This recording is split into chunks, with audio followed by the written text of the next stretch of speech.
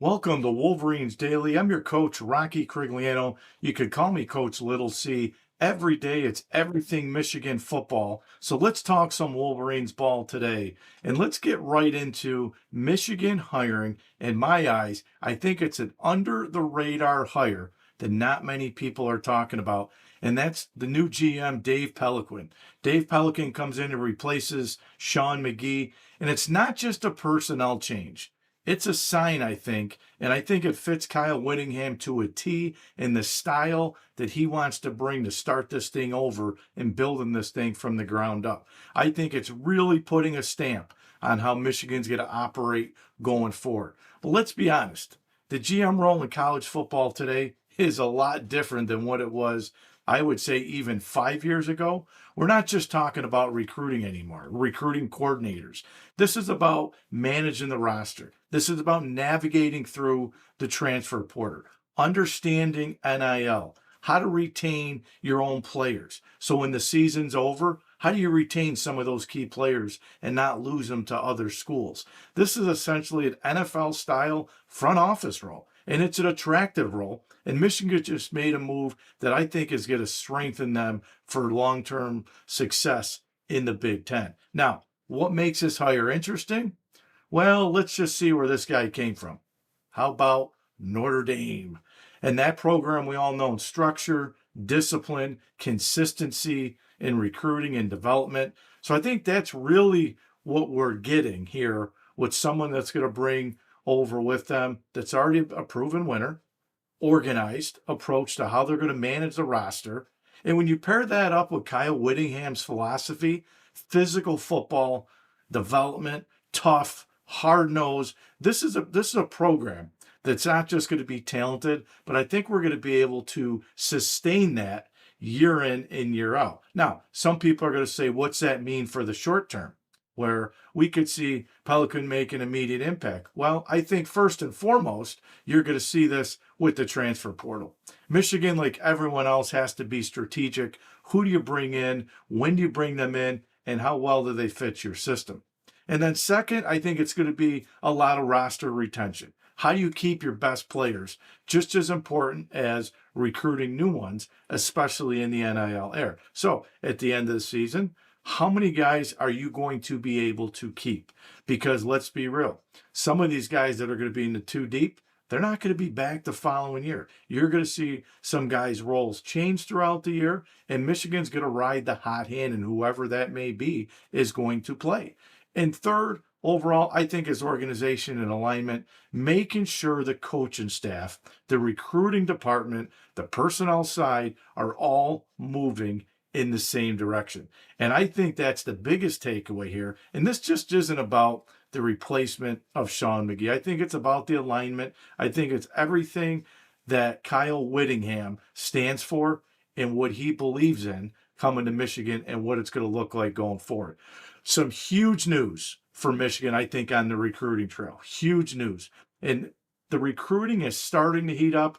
And one thing I think that's really nice that you're starting to see with Michigan, you get all over social media and you see Michigan's name being mentioned for this running back, this receiver, this lineman. They're making the top 5 list. Michigan just officially made the top 6 for one of the best running backs in the country.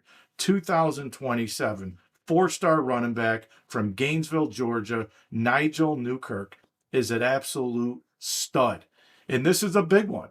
This is a big one on a lot of different ways for Michigan. And I think one of the ways this is really huge is because he's highly regarded. Rivals right now has him as a top 100 player nationally. The number 6 running back in the country, top 10 player in the state of Georgia. Now, there is some competition here. And some of those competitions, some of the schools that Michigan's battling right now, LSU, USC, Miami, the Buckeyes, and Alabama. That's elite company. Now, where this gets a little interesting for Michigan is I think it all comes down to this. It's always about relationships in recruiting. And Michigan decided to keep Kyle Whittingham, made a really good choice, keeping and hanging on to Tony Alford, the running back coach, is still in place. And I think that matters with this one because relationships are everything. And having that carry over gives Michigan a huge advantage, and I think a legitimate shot to stay in the fight to land him. I think it's going to be absolutely huge for them. So visits are ramping up. Spring practice is underway. Now you're starting to see Michigan show up in more and more of those top groups. And I think that's absolutely huge for Michigan. So I'll say this: Michigan making the top 6 for Newkirk is another sign to me that recruiting momentum is starting to build. Now the question becomes, can they turn interest into real traction? I talked yesterday on the show about Michigan hiring a new offensive coordinator, Mr. Beck. Well, Michigan did the same thing, bringing in a new defensive coordinator who I think is going to be an absolute game changer for Michigan, and that's Jay Hill. So let's talk about one of the most important moves in the offseason, and that's bringing this guy in from BYU. Because if Michigan is going to stay at a championship level, it starts on defense. And I think this hire tells us exactly what Kyle Whittingham and the direction that he wants to go. I said it with Coach Beck. He wants to run the ball downhill. He wants to be physical at the point of attack. They want to win in the trenches on the offensive, defensive line. And it is going to be no different with Jay Hill. Some of Coach Hill's background, he came over from BYU, where he was the associate head coach, defensive coordinator, coached the safeties, which again, I think this helps Michigan because the back end of that defense is going to be where the experience comes in. This is a guy who has been deeply involved in building elite defense. Let me give you some of the numbers here. In 2024, we'll go back 2 years.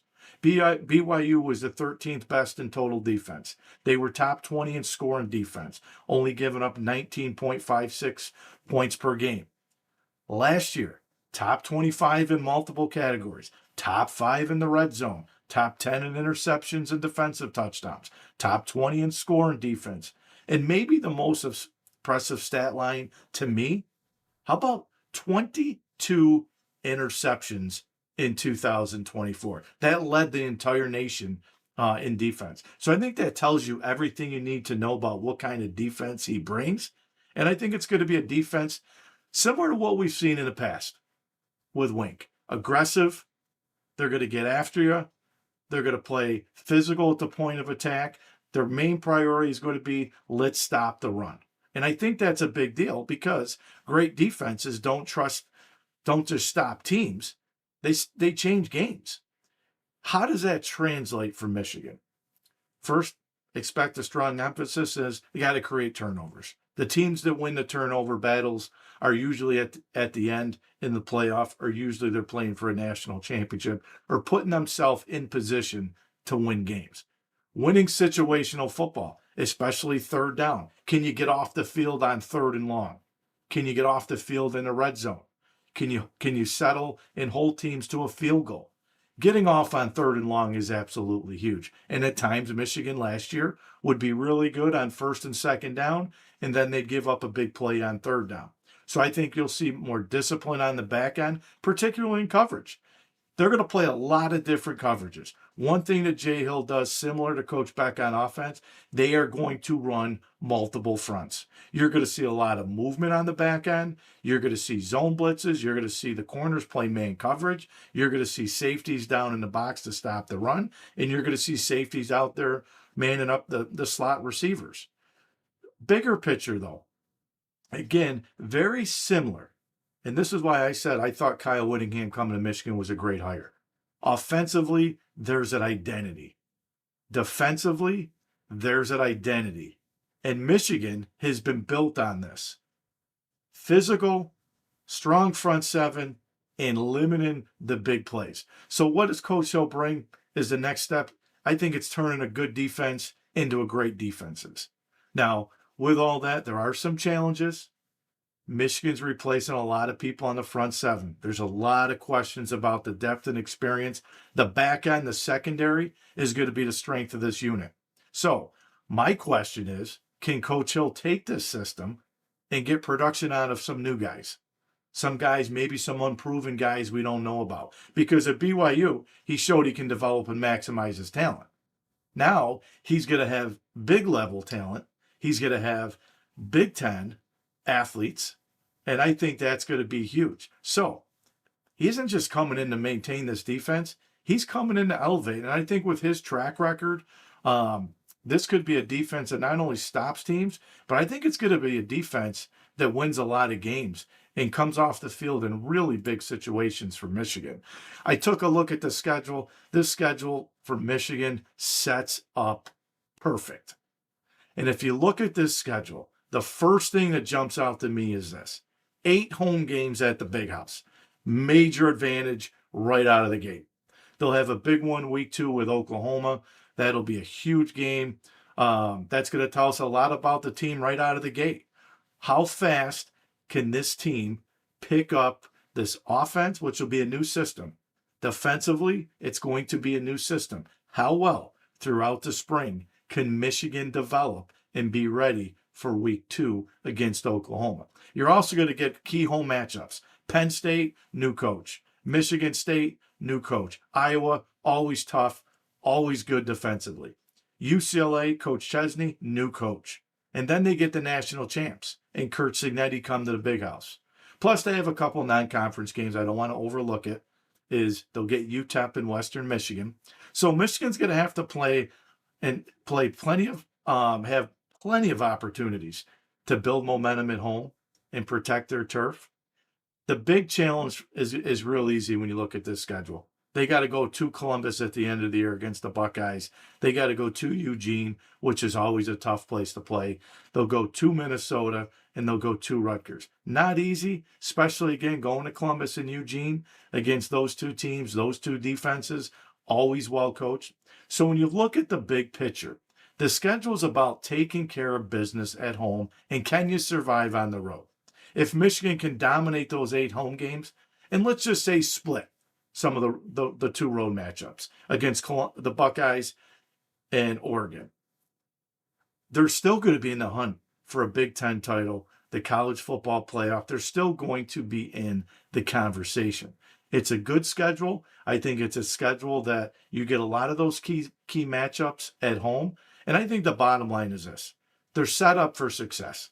If Michigan plays to its standard every single week and they come out and defend the Big House, it should be a really good season for the Wolverines. That's today's episode of Wolverines Daily. I'm your coach, Rocky Corigliano, Coach Little C. Thanks for being part of the Michigan football conversation. Hit subscribe, share the show with fellow Wolverine fans, and remember, championship culture never takes a day off. Go Blue.